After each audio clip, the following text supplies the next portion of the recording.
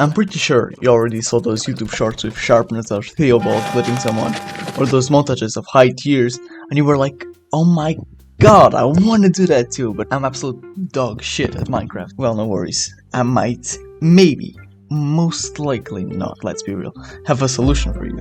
In today's video, or more like movie, I'll teach you everything you need to know about PvP, such as PvP situations, gear, things to carry, and much more, so you can learn how to be as optimal as it gets in your server or battle. Am I the person who is most qualified to talk about this? No, but I just want to help my community with my knowledge. This video is heavily inspired by content creators on the screen. I either watch their tutorials, their PvP battles, playstyles, etc. So be sure to go to their channel, link in the description, and subscribe to them, as they are way more skilled than I am. Especially Dragonfruit and his comment section. He's the one who inspired me to make this video, thanks to his Diamond SMP tutorial. This video will be separated in a bunch of categories, so imagine you already have your settings optimized, already know the basics. Feel free to skip around and have fun with this big ass movie about Minecraft PvP. Rewatch it and go around it to learn something new. And if perchance you have any doubts about tricks I made in the video, tutorials that seem important, or just anything in general, feel free to join my Discord and ask me it. I'd be honored to answer your stupid questions. Link in the description. Pull out your notebook, bring the popcorn, open TikTok on the side, because this is definitely a long one. Your settings need to be adapted to your goals, if you wanna fight, explore, or just play casual. In PvP, your objective is to see your opponent clearly and be able to click your crosshair in him. I would recommend using 90 to 100 FOV with 20 to 40 cents with a 800 to 1000 DPI. This grants you access to the corners of your screen without spinning like a Beyblade. I usually use damage tilt on a 0, but up to 10 is fine. Hotkeys are a good topic. If you are scrolling, you are losing the opportunity of actually using good strats. For it to be a good hotkey, there's two things you need to consider. First, it needs to be close to your hands. Use mouse buttons or keys that are close to your movement keys. I also recommend switching your drop key. I see a bunch of people dropping their swords when they're fighting and then looking at me like this. These are my keybinds, but be careful when you adapt your keybinds to your style. Don't be running into fights immediately, train them and gain muscle memory before any type of important conflict. SMP and UHC are really good game modes that are hotkey dependent. And always with sprint toggled. Particles could also be blinding. The only particles I like to see when fighting my opponent is their potion effects and the crit particles. So I use the mod Clean View. It removes my own particle effects from my screen. Other mods I recommend using for PvP are Inventory HUD, Apple Skin, Small Pop, and if not banned, Health Indicators and Shield Status. For texture packs I like to use my own that I made with vanilla twigs and some details of my own. Or you could just use some YouTubers or pro players texture pack, because they most likely know what they're doing. Some I recommend are Marlowe's, Main Pairs, Flame Frags, and mine. Just make sure they include low fire and low shield. For what? To have a clear view.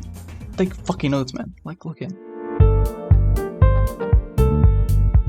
You are a cube, not this type of cube, this type of cube. You as a player have a simple hitbox of a rectangle, and your PvP comes from this red line. You have a reach of 3 blocks if you look directly at your opponent's eyes. If you look lower or upper than your opponent, he will hit you first. Talking about hitting, let's talk about types of attacks.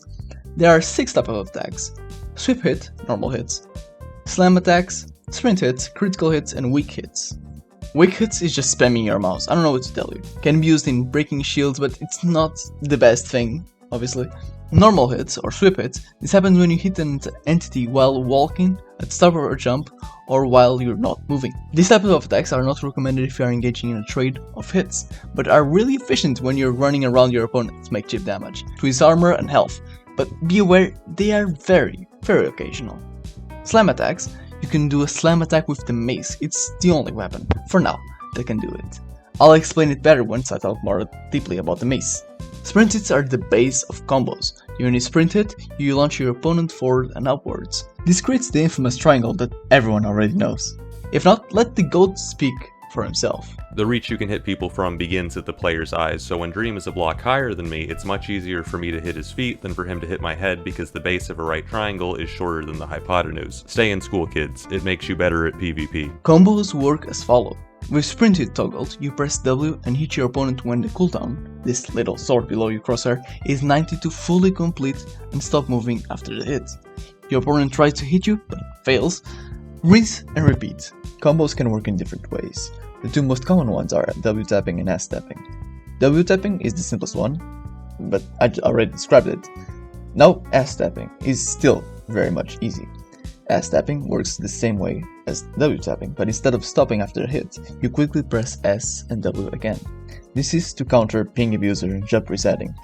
I think that will be talked about later. Be aware, you aren't obligated to stay in those combos yourself. You can leave them by turning around and running or just pressing S. But you might get called very bad names if you do it too much. This is called restarting a trade or simply running. Running isn't a bad thing, it's just annoying. Crits. Ah yes, the thing that half the players can't do. Crits or critical hits do 1.5 times the damage that a normal attack does. But you put yourself in a very bad spot. The air. You see, we almost have no control of our player if you are in the air, so being in the air means your opponent has the opportunity to push you around like a boxing bag. But you need to learn how to do it, because if you don't, it will almost likely lead you to die by being crit chained. If you sprint hit your opponent when they are falling, the KB or knockback from your hit will push them to the ground, and the quicker he is in the ground, the faster he can jump again for another crit. So if you want to effectively push a crit spammer around, give him less space or create a bunch of it. Sprint hit him when he starts to jump. This will restrain him for how much time he has to jump and then start falling. You successfully make him from a crit spammer to a crybaby. This takes time, practice, a lot of game sense and good frame rate. Because if one frame is in the air and the other one you're dead, it's not the greatest play to play around. With this, there's also the attribute switching. I think you already know what it is, and it's essential in the PvP space, becoming actually a basic thing to learn. It takes the damage of a weapon and the attributes of a second and applies them in the same attack. This works by swapping to the item with the attributes you want to apply in the exact moment or tick you want to attack. This mechanic is most commonly used in shield breaking, but also used in breach swapping and a heck of a lot of other strats, but these two are the most important ones. To attribute switch, you need two hotkeys and good timing. If your objective is to break a shield for a perfect disable, either you go for a crit, a sprint hit, or just standing still. Other than that, it's uncertain if the shield is gonna break, because it's only a 25% chance of breaking it while walking or being pushed around. Nothing really stops you from attacking always with an attribute switch, being completely the meta. Still, it's very hard to pull it off consistently. There are 6 weapons in the game, believe it or not, and each one brings gold to the one who masters it. Poetic, no? Well, that's because it is. There's 3 melee ones, 2 for long distance and 1 for movement. So let's start simple.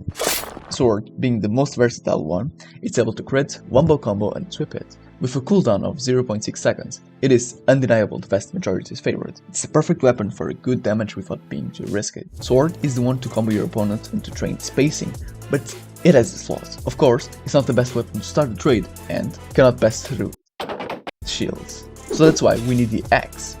Axe, even with a lower DPS compared to the sword and a higher cooldown, it's definitely should not be underestimated.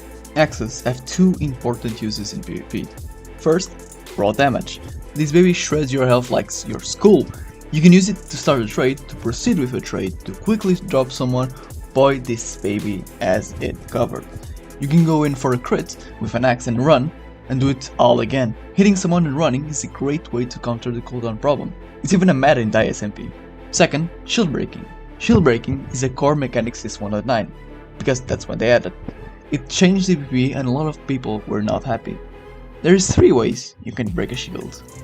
First is spam clicking, very predictable and very counterable, just stop using the shield. Second one is the hit. If you go for a hit or a crit and they put their shield up, you break it. If not, you get a free hit or a start trade. It's good but not the meta. The meta is attribute switching, an instant shield break if you predict your opponent correctly. It consists in switching from your sword to your axe in the same tick that you hit your opponent. This makes them vulnerable.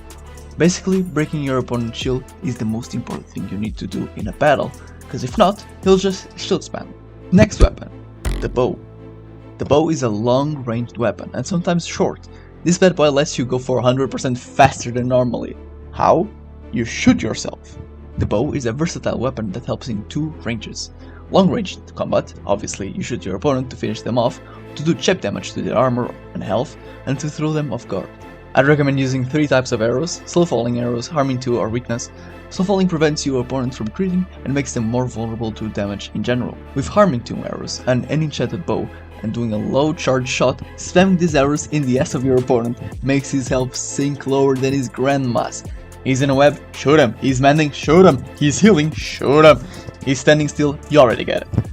Extremely good, but takes a lot of inventory space and it's very annoying to deal with. Weakness is an even more overpowered arrow type that makes you, with strength 2, do less damage to your opponent's armor. And this is a big deal, because armor durability is the #1 cause of people dropping. This is also a good counter to the mace. I always fight people with maces with weakness, if slow falling isn't allowed. From a 1-shot to a 2-shot, it's better than nothing at this point. The second thing that the bow helps out with is movement. Shooting yourself is actually useful in this game. By using punch to bow and a non-tipped arrow, you can boost yourself, gaining a really good space advantage for running or pursuing someone.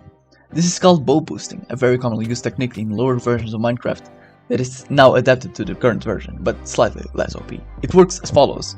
You are sprint jumping, and at the peak of your jump, look up from a 45 to 55 degree and shoot a low charge bow.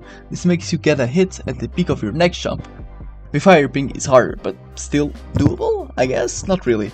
To make yourself a larger target, you can use a wind charge when you are about to jump for the second time. This makes you go higher and faster. This is very useful for chasing people or running. And not so different from the bow, you have the crossbow. Crossbows can either shoot 3 arrows or go through shields and other entities. This is a great weapon to use to apply effects to your opponent without them being able to do anything against it, unless your aim is dog shit. Be careful though. If they are using a shield and you use a multi-shot and you are very close, your arrow will most likely go back against you, giving you the effect that was supposed to go to your opponent. This weapon is mostly used with piercing and quick shot 3, being really good for some cheap damage mid-fight, or if you want to slow fall, a mace user with shields. Talking about it, next weapon is the mace. The mace works very simply. When falling from a place higher or equal to 2 blocks, you can activate a slam attack. This is the best way to use the mace. It has 3 major enchants: Wind Burst, Density and Breach. You can use Wind Burst either with Density or Breach, but you cannot combine those two at the same time. Wind Burst makes you, when hitting a slam attack, fly up in the air. The bigger the enchant number, the higher you go. For higher battle performance, you should have 2 maces. One with Breach 4 and the other one with Density 5. For a normal macing, I recommend using Wind Burst 1 in your density mace, but eventually I'll show you the peak PvP of it. Let's talk more deeply about density. A density 5 mace can kill a full allied Prod 4 in less than 12 blocks to fight. It's ridiculous. Now Breach is a whole other story. Breach is unbelievably strong, but it's not for the reason it's intended to. I already talked about attribute switching, and you know it's very OP, but you can use it with the mace too. But let me talk about the intended way first. Breach goes through armor. When it's used, this makes it better when falling from 7 blocks or below. This allows quick damage to roll in and some other sneaky tactics. This makes density more useful for long falls above 7 blocks. Let's talk about breach swapping and mace swapping. Breach swapping is the concept of attribute switching using the breach mace. Because breach goes through armor, you can switch from a sword or axe with sharp 5 to take its damage and use the mace attributes, or basically breach, to give you 3.5 hearts of damage, being the highest source of damage from a crit in all game. It doesn't matter if they are gapping, breach swapping out-gaps them, it's ridiculous. You can also use attribute switch to mace switch. Using the cooldown of a quicker weapon or item, you can do the max damage of a mace in a shorter period of time. This is what Flame used in Conquest SMP against Kalal, using a stake as its cooldown. But you can also use a sharp 5 sword and it does way more damage. The best way to fight the mace is to run, and even that is hard to. Give an elytra, pearls and wind charges to a mace wielder and watch as he starts hitting those combos. You might think, oh yeah, it'll just go in a hole or just put up my shield or just fly away, then he can just hit me. Oh, that's fucking cute. Well, no. Breach swapping in whole fights, stun slamming, dive bombing, there is no counter to the mace. Besides slow falling. Just spam them with slow falling arrows. Oh but Tante, slow falling arrows are banned in my server, then you're fucked.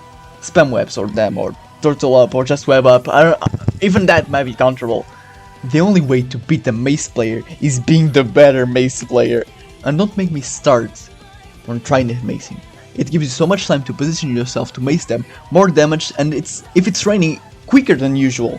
Tridents are very useful to running, or aggroing someone. Even though it's not as versatile as other aggroing methods, it's very good when you are limited by rules. Use them to go faster in water, to throw pearls further, or annoying people. I'm gonna put a list of enchants I think are necessary to put in your weapons, and which ones you should carry into a fight. Util and Tools are the ones who vary your playstyle and the way to play the game itself. Let's see a list of what they are and what to do with them. Wind charges, breeze rods, pearls, water bucket, lava bucket, buckets, totem, shulkers, chest, shields, pickaxes, shears, flint, fishing rod, armor stand, elytra, and rockets. There might be more, but I really don't remember anymore. So let's start with shield. Oh boy, shields change the game in another level. They block attacks, explosives, maces, if they don't like stun slam, even ward and brutes. Only once though.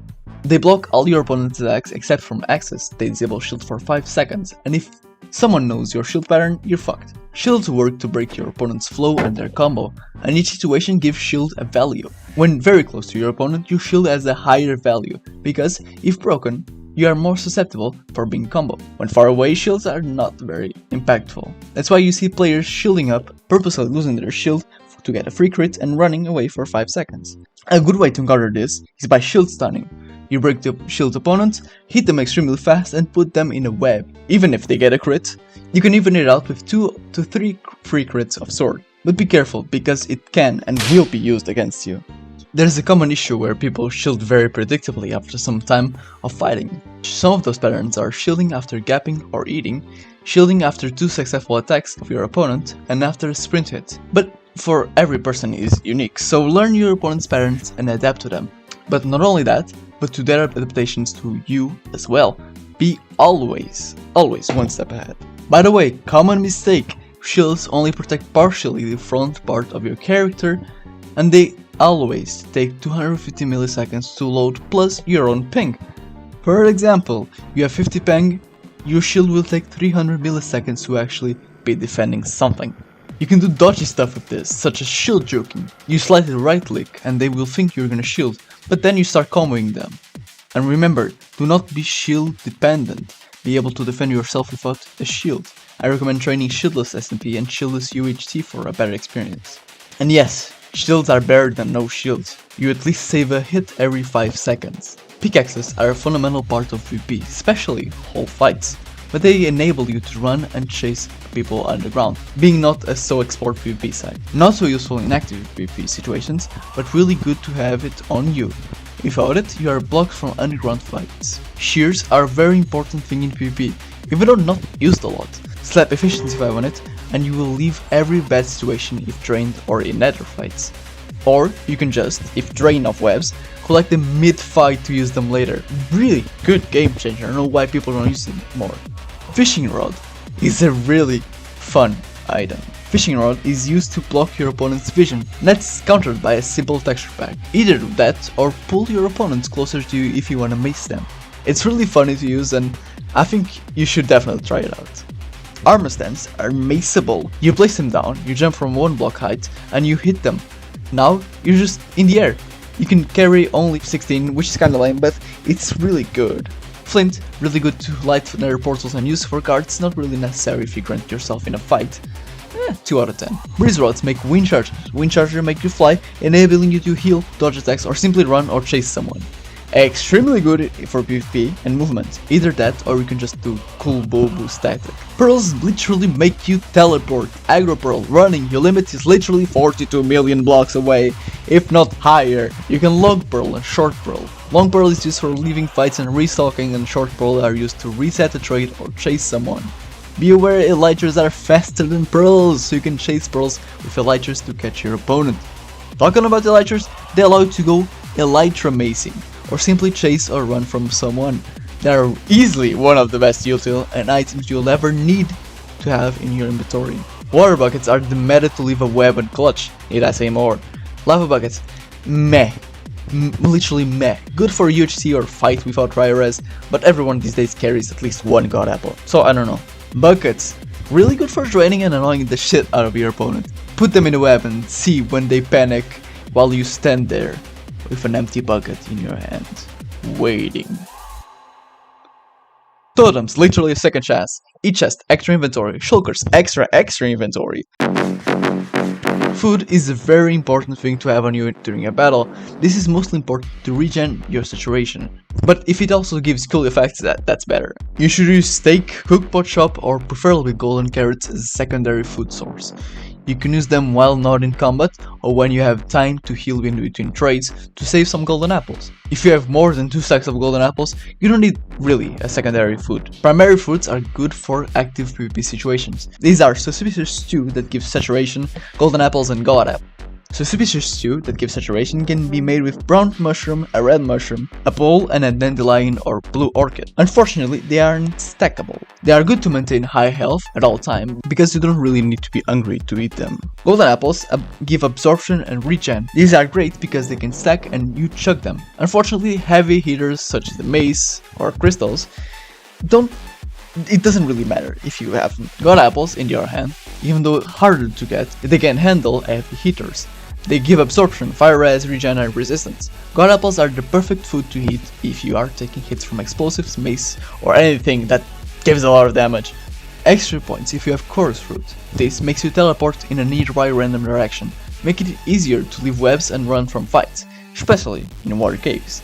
Honey bowlers are nice too to clear the poison effect, but to clear any harmful or good effects, a bucket of milk is the best and only option. Potions that you should have on you: always shrink to almost half of your inventory of it, speed either 1 or 2, preferably 1, 8 minutes, because if you have ice blocks you can achieve a better speed, and fire res, 8 minutes. These are the best potions to have in your inventory, but there are other 3 that can really help you.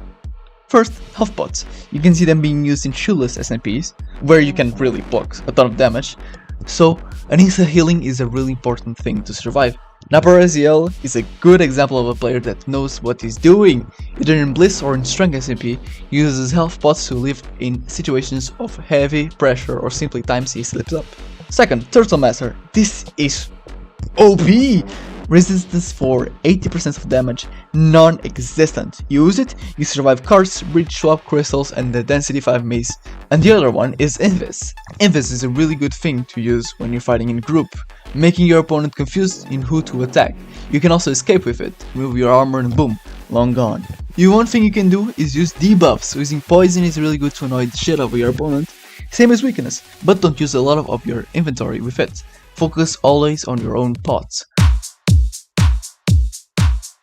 Blocks are a really great way to expand your movement, either using simple blocks, ice, obby, all of them have a functionality. Ice blocks are really good for movement, to chase people.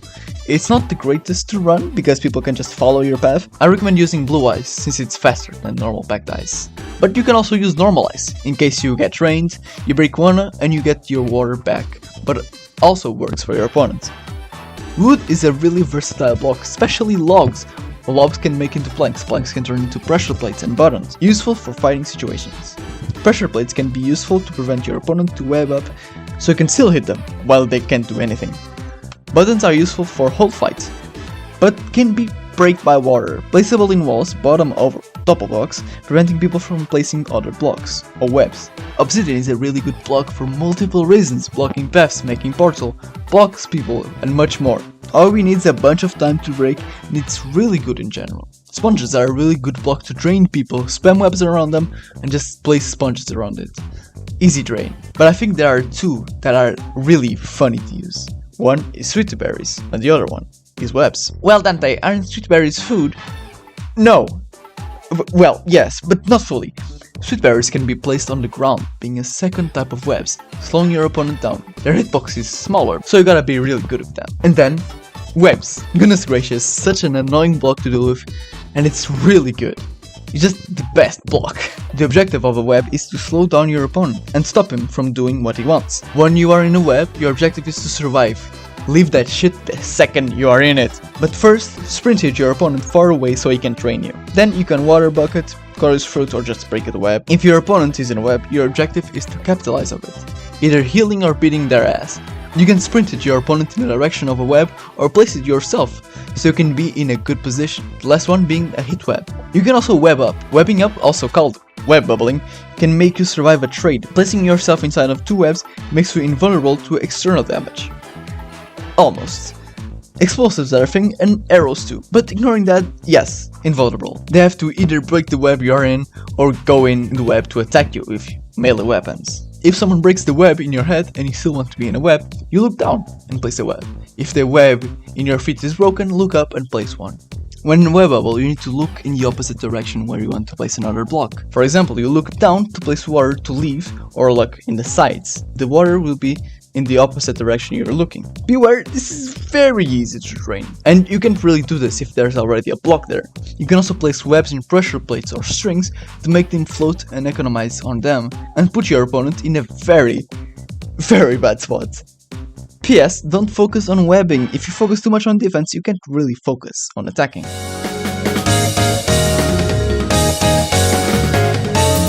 Bombs!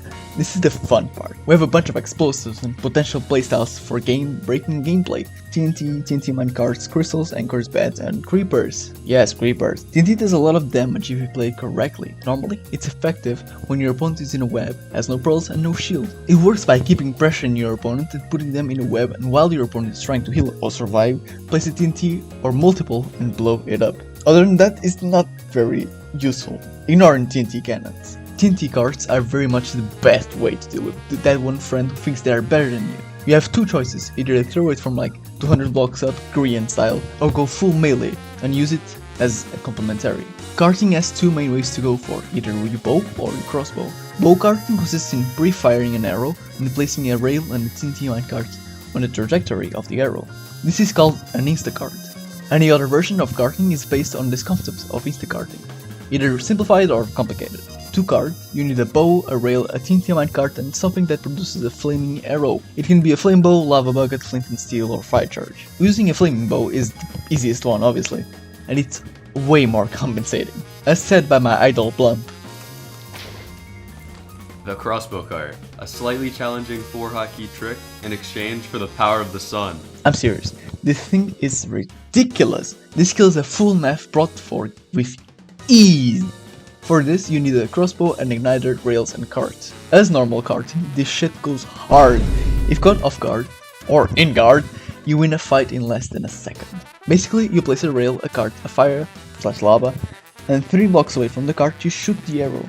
Beware, it does a lot of damage, so maybe offend a totem or place a block in between or turtle master. These explosions only affect your legs. Crystal and anchors are the essential part of vanilla PvP. I'm not the greatest in crystal, so maybe you should check out other tutorials from other creators such as Marlowe. From what I know, crystals are, behind the maze obviously, the biggest source of damage in the game.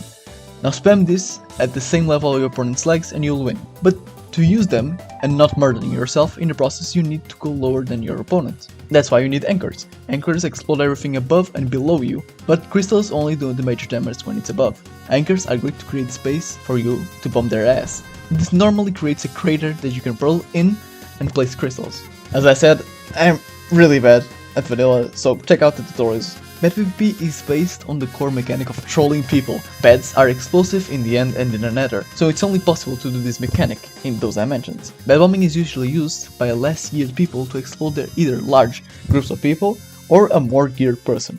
Beds do more damage in the part where the pillow is, so you can make wacky stuff with where you put your opponent in one by one with a bed above them. This makes them crawl and take max damage. This is a really good way to explode people since they are really easy to make and very effective. Unfortunately, they are banned in most servers. Creeper PvP. This is more of a troll since creeper spawn eggs can't be really obtained on itself, but in sub-tiers, so might as well talk about it. Height in this game mode is really important. Normally it's bad to have the height advantage, but in this case it's better. You just need to spam their asses with creepers till they rage quit. It's a game of patience and discipline, and it's very much boring. Unless you're like high tier 1, just teleport to them. It's just kinda complicated. Oh, and remember, 1 block of obsidian, it's all you need to save your life from explosions. The best armor set in the game is the netherite one. If you disagree, you can click the dislike button, I don't give a fuck. More dura, more KB resistance, more protection, and are fire and lava resistant. I'll put a list of enchantments that are necessary, so take notes. Remember, if you don't have one of those enchants, it can and most likely will be used against you. Thorns is useless. It wastes your dura per each successful hit it gets, and it's fucking annoying to deal with. Mend is such an important thing that it actually deserves its own category. Your objective is to keep your armor as equal as possible. Obviously, your helmet doesn't have the same dura as your chestplate, but mending to roughly as similar as the max dura of your helmet is the meta. To heal your armor, you need the enchant Mending and XP. You can obtain XP by killing mobs, ores, skulk, or XP bottles, the last one being the absolute meta for fighting. You should start mending your armor when, most likely, your helmet is 60 to 80 durability. If it's not your helmet, any piece at this point. You can heal your armor in two ways, Smart Mend or Random Mend. Random Mend is when you throw a bunch of XP bottles and pray for the best. Sometimes it goes well, most of the times it doesn't. You should do this when being aggroed and your opponent is on your tail. Smart Mending, in the other hand, is the best way to mend. You mend all your pieces to roughly the same dura as your helmet, removing them by completion. Smart Mending consists in you removing some of your armor you are wearing so it doesn't go over the limit you have. You should not safe mend if fighting an aggressive player. That gives you less time and space to mend. If you get caught without armor, you're just an easy target. So maybe hide, run or swim away if you have the time to mend. Bonus! Aggro Mending. Aggro Mending is tricky. This is when you still aggro, even though your opponent is mending and you might need to mend too. This has the purpose of not allowing your opponent to mend, staying close to them and preventing them to have space to maneuver, and killing them whenever their armor is off. Remember, your shield, if enchanted with mending, takes a lot of XP, so take it out of your offhand and replace it with totem, blocks, webs or gaps while mending. You should keep the armor dura difference in between 10 to 5 dura points, and remember, save always 10 to 3 bottles of XP. Save the better RNG or just mend the shield, this being 20 or lower. Advanced Tatics are something to always take good note of. Even though you already do a bunch of damage to a medium level player with just the basics well learned and well applied, Advanced Tatics and its mastery is what actually makes you distinguishable from the others. There's a lot of niche and advanced mechanics, but I'd consider this one the most versatile, adjustable to any playstyle and any time of the fight, so you just gotta do the right thing at the right time. Hit selecting is when you wait for your opponent to hit you. Once they do, you do a jump, reset and hit them back, starting a combo. A jump reset is a way to throw your opponent off guard by just not taking KB. This works by jumping at the same time you hear your opponent's hit sound. This makes you take reduced KB and have a crucial advantage. But be careful, doing it too early or too late puts you in a horrible position, so train it before something important. Uppercutting is one of the most important techniques you will learn from this point. It makes you unreachable, it's insane, it's the best way to start the trade by far. It works as follows: when sprint jumping you are 26% faster than just sprinting. Because of this, you can barely have the sufficient range and momentum to hit them without being hit back. To do this trick, you press W, jump and hit at the same time, release W, slightly touch S, repeat. You can also not press S, but it's hard and way more unstable. This trick is so OP, but hard to get the hang of it, that you barely see anyone outside of the sword community actually putting it in practice below high tier 3. Strafing is just as good as S-tapping, but you can combine them. This confuses your opponent and makes them miss their attack. It is very annoying to do with, especially if your opponent has speed or just high ping or really low ping. Strafes consists in using either with S tapping or W tapping while pressing A or D to dodge your opponent's hits. This can work while starting a trade or combo, or just in general combos. It's very easy to learn but hard to master.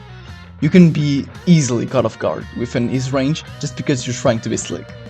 Double critting consists in you starting a trade with a crit, let your opponent sprint hit you, and you, with the KB taken, to do a P crit, making you leave the trade winning. A P crit is when your opponent hits you and you, with that KB taken, you crit them. This is very common tactic in FPOT. Crit chaining is when your opponent is either running from you or getting dropped, and it works as a sequence of crits to shred your opponent's health. Extremely useful to quick drop someone. Almost mandatory. Backstabs are a very useful tactic used mainly in UHC or Axe. This works by going through your opponents when he's holding the shield, and instead of breaking, you crit or sprint hit them. There are many variants of backstabbing, but all consist of the same. Juke your opponent, get those free hits. Very occasional, but still worth mentioning. Momentum break is a really good thing to start a trade.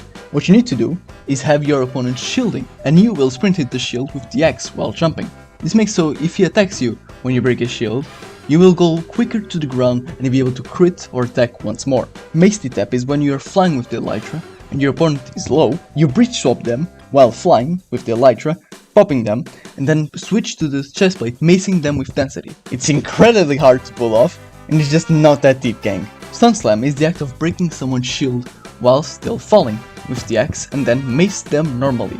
The closer you are to the player you wanna hit, the easier it gets. Being above them gives you the most time to perform the stun.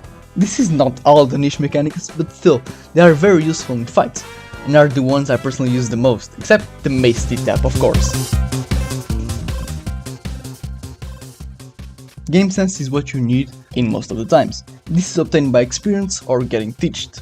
General Gamesense is based on reading your opponent and adapting to the environment that you have and your conditions. Trades, healing, habits of encounters, committing and momentum, timings, and maybe more that I don't know. As Theobald said, PvP is kinda like a game of rock, paper, scissors. If you keep spamming rock, I'll just start playing paper. Now imagine this, but with more util you add, becoming a giant chess game of who can win with what win conditions.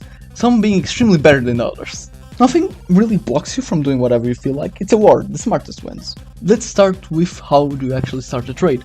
Either by a sprint hit, crit or delayed attack. This initiates a trade. I'll recommend you, before going in, analyzing two things, spacing and his movements. If you're far away, you can go for an axe crit. If he blocks with the shield, you get a free break and a possibility to make a combo or a crit chain. You can also start with the sword and get a combo, or not even attacking. Just wait till your opponent breaks your shield and get the free hit. A trade is when two players start attacking each other and it ends in three ways. Someone dies, making the end of the fight. Someone runs from the trade, this can be because of many reasons, armor inequality, no armor, no pots, no healing, no bitches, so on and so forth. The players agree to the end of a trade. This happens when either side is not very confident to make a risky play to kill each other. After the trade ends, they can either run or start a new one, once at least one of them is ready to restart the fight. A fight ends in three ways. Either one of them dies first with the resource still in his inventory, called a quick drop, or by someone winning the most amount of trades. This is called a draining fight. The other one is just that both parties run. Remember, if two players play it correctly, there isn't much you can do. Your objective in a fight is not to do the most things right, but do the less mistakes. Healing is something that you can't really forget. Always heal when you're at 5 hearts or above in Prot 4, and 6 hearts or above at Prot 3. Habits and counters. As I said, rock, paper, scissors.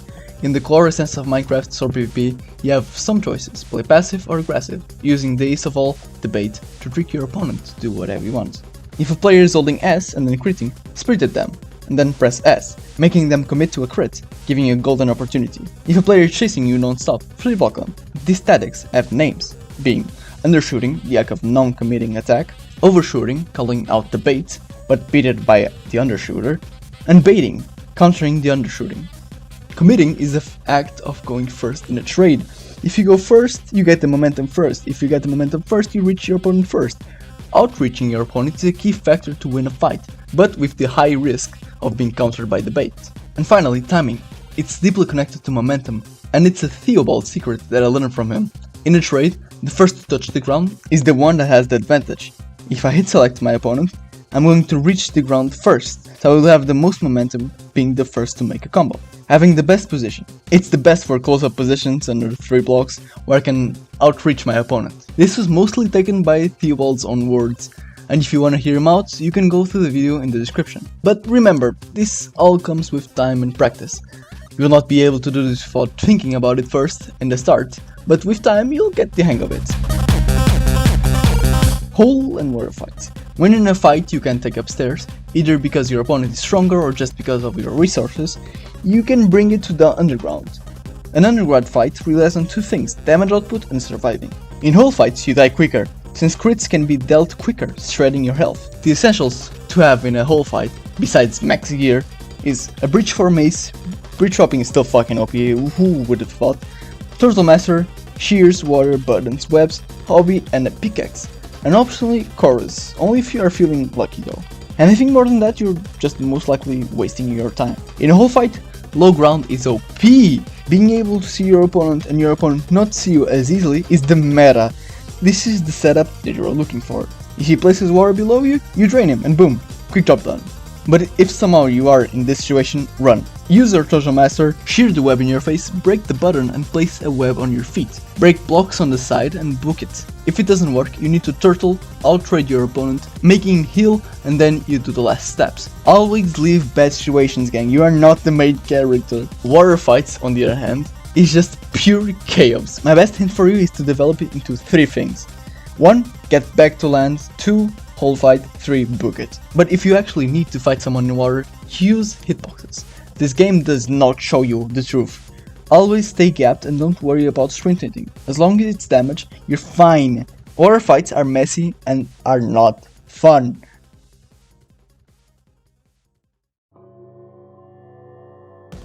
When making your inventory, make sure to follow the rules at its most optimal way and use the ambiguity of them to your advantage. Remember, slow falling is not a debuff. If you cannot use tipped arrows, use throwable potions. Crystals are banned? No worries, use cards. Maces are banned? Thank fuck. No E-gaps limit? Abuse it. Restock allowed? Make sure to make every fight take at least an hour. Bring a lot of XP if you can, and always a strength 1 pot in case of a long fight. A lot of wind charges, max gear, 2 maces, 1 breach and 1 density, I think I already talked about this, and a shit ton of gear to re-kit you. Bear safe and sorry. For example, this is the kit I would make for the unstable SMP if I had the unlimited gear except the XP amount.